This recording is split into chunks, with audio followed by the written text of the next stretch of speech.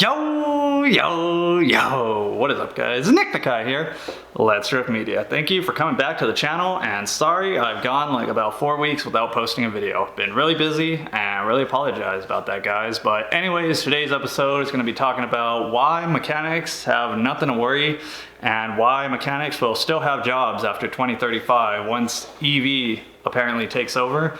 I get a lot of comments, people saying like, oh, after 2035, once we're all full EV, mechanics are gonna be useless. They're gonna have to go find another job because there will be no reason to have mechanics once everything's electric.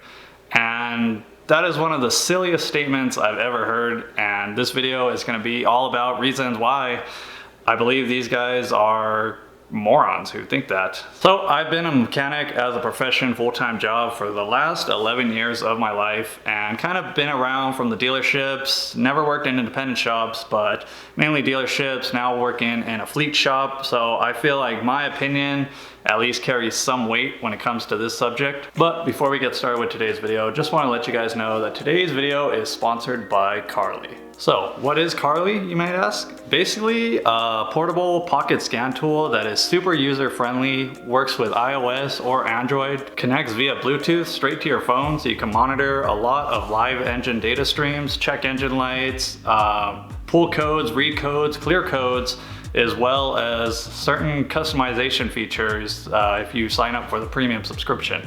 But without the premium subscription, you can still have access to read and clear check engine light codes and just keep an eye on your computers at all times. So to use Carly, all you gotta do is find your vehicle's OBD2 port, go ahead and plug it on in. Once you're in, you'll see this nice little menu we got. We got diagnostics, coding, live data, even got some repair guides to kind of point you in the right direction on how to fix or troubleshoot your vehicle.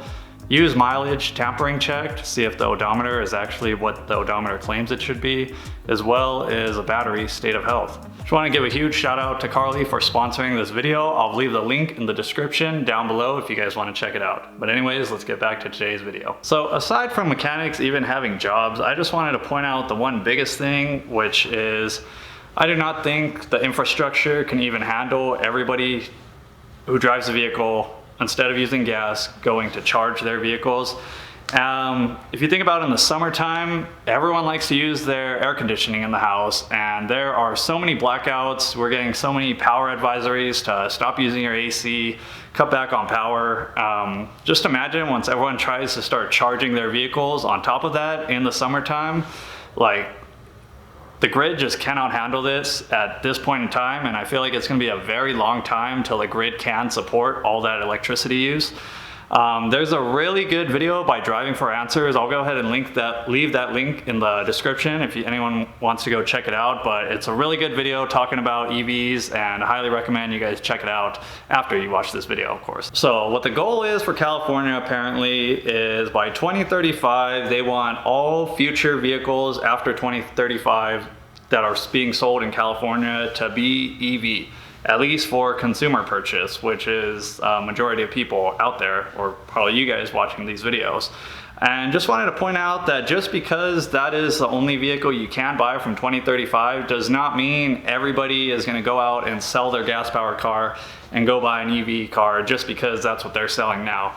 If you think about it right now, we're in 2023. How many people are driving 2023 model vehicles versus still driving their old cars because they run reliably, they're easy to maintain, and they just have no problems? So just because that's the only thing being sold does not mean everyone's gonna ditch the vehicle they're driving right now and go buy an EV. A lot of people don't even want EVs, so I feel like a lot of people are really gonna be holding on to their older vehicles, which means there's still gonna be those older vehicles coming into the dealership, independent shop, needing work. And another point is we already have an example of a full EV brand you guys may know, Tesla. Tesla is fully electric, all electric vehicles. They still have dealerships, they still have mechanics working in their dealership fixing these vehicles. These Tesla owners are still bringing these vehicles in for service when they have issues. So that's just one thing that really blows my mind, how someone could think there aren't going to be mechanics just because the car is EV. I don't know if you know this, but working in the dealership, it's not every day people are bringing their vehicles in for a timing cover, oil leaks, or engine mechanical repair work. A lot of the time working in the dealership, people are bringing their vehicles in for warranty, software updates, warranty repairs. Something's wrong with the car, it's making a noise while they drive it. Warranty repairs, that's like a big majority of what dealership technicians do during a day-to-day. So if everyone does go electric, it doesn't matter what brand, Toyota, Honda, Nissan, Tesla, Ford, Chevy, these customers are still gonna have problems with their vehicles. Being an electric vehicle does not mean that the car is gonna fix itself, that the car is gonna have no problems, no rattles, vibrations, radio concerns, digital electronic concerns. There's gonna be problems with these cars no matter what. There's never gonna be a day where a car comes out and it fixes itself. You never have to do any maintenance on it.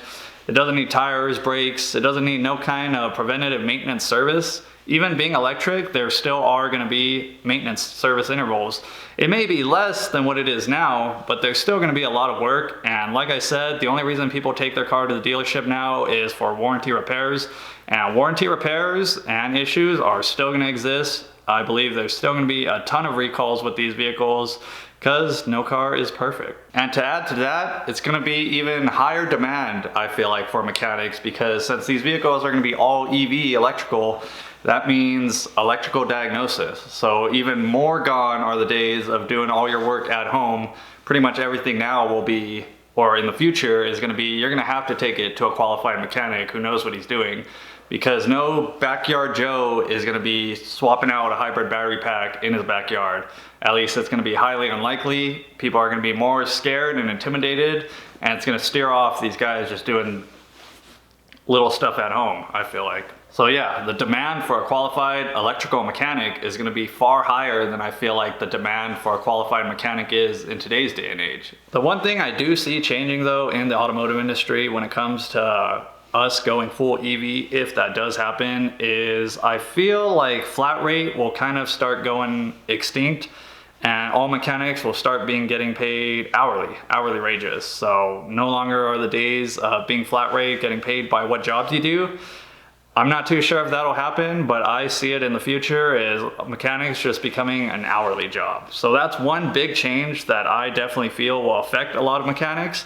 But like I said, coming back to the whole point of this video, mechanics will still have jobs. So just want to do this quick little video explaining my beliefs on why mechanics will still have jobs, and if you think mechanics will become extinct, you're an idiot. But let me know in the comments if you feel otherwise or you have something else that I may have missed out. But hope you guys enjoyed this short little video. Try and get back to my weekly updates, and I'll catch you guys later. Peace!